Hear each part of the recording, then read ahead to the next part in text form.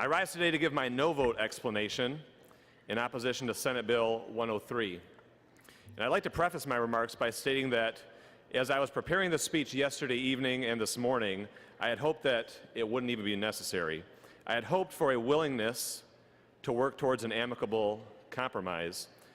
But unfortunately, what we have just passed here today falls far short of that.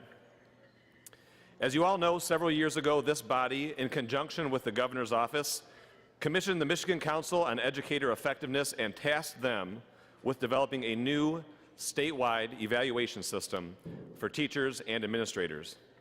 Despite how daunting an assignment that may have been, it was met head-on by education experts across the state and was led by the extremely capable and thoughtful Dr. Deborah Ball, Dean of the School of Education at the University of Michigan. After 2 years of thoughtful research and consideration, the Michigan Council for Educator Effectiveness unveiled their findings and shared their recommendations with the legislature during our previous term. Upon receiving this document, 2 of our colleagues, one of whom is present in the chamber with us today, set out to translate those ideas into a legislative package, developing what would become a comprehensive 2-bill package that would have codified what Dr. Ball and her colleagues laid out as a fair and uniform system of evaluations. That legislation was created through many hours of what we sometimes refer to as a 4-letter word in this chamber, and that's compromise. It brought together every single education stakeholder in an unprecedented display of bipartisanship in an era of deep distrust amongst the varied sides of the education debate. Unfortunately, that legislation died a slow death here in the Senate after being passed out of the House with broad support on both sides of the aisle, as indicated by the final passage of 95 in favor and 14 opposed, and 96 in favor and 13 opposed.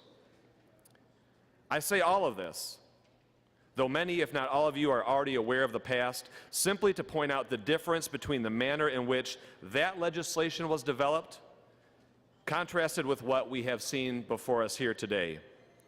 Senate Bill 103 was developed behind closed doors with little input from these very same stakeholders, and thus, very predictably, comes up drastically short of meeting the goals that were laid out in the Michigan Council for Educator Effectiveness's report. I'd like to address some of the reasons given for these shortcomings, beginning with the idea that this bill allows for more local control. We have heard over and over again that these evaluations and the way in which they are administered are best left to individual school districts. And I agree that many of our local districts are doing an admirable job. However, the fact remains that the Michigan Council for Educator Effectiveness was instituted to address a critical and identified problem within the evaluation process across the state. And that is that there is absolutely no continuity with which teachers and administrators are evaluated. Local control is a term that we oftentimes hear as the doctrine with which we should abide by when dealing with issues in education policy at the state level. However, the way in which it is so unevenly applied is almost breathtaking in its cynicism. We claim to want to leave these decisions up to the local district, while also looking to set a mandate forcing administrators to fire our teachers. If local control is the standard, then why would we set such a punitive mandate? What we are saying here today, and what we have said for so many years already, is that local control is the standard until we, the legislature, decide that it's not. That is arrogance on behalf of this legislature.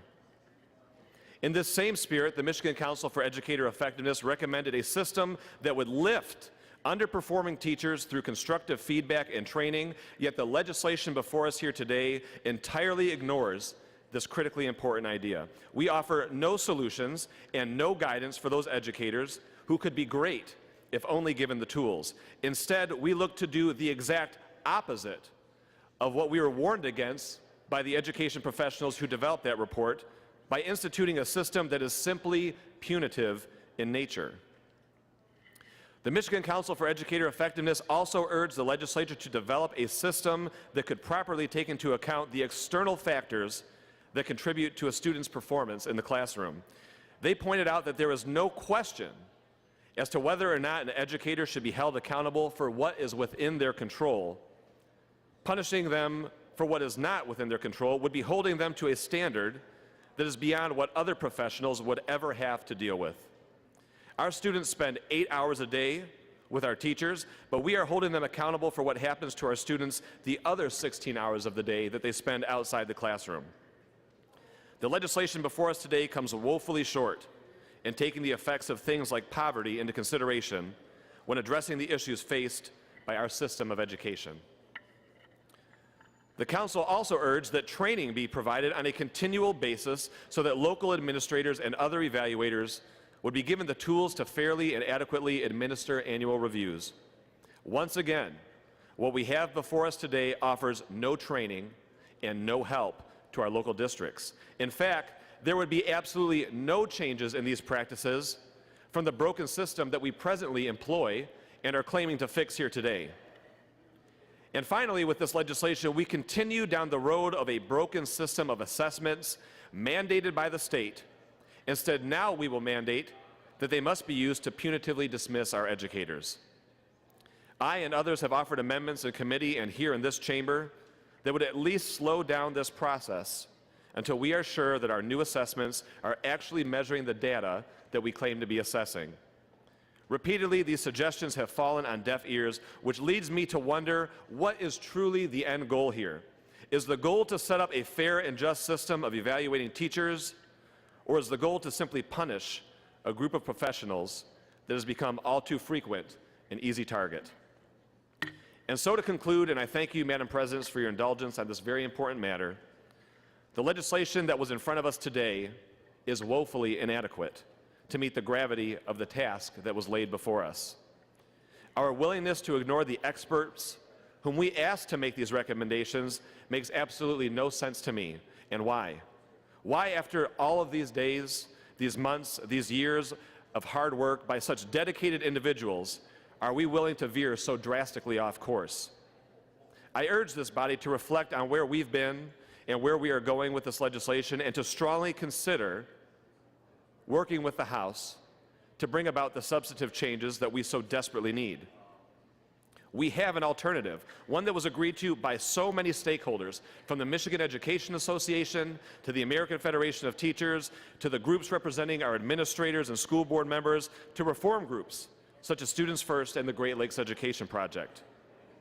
Mind you, these are groups that seldom agree on any policy prescription, period, let alone ones of this magnitude. And so I urge my colleagues to, again, consider what we are doing as we move forward, to work with the House where appropriate, and to get back to what we were originally charged with doing, and that's creating a real system evaluation that will move us in the right direction.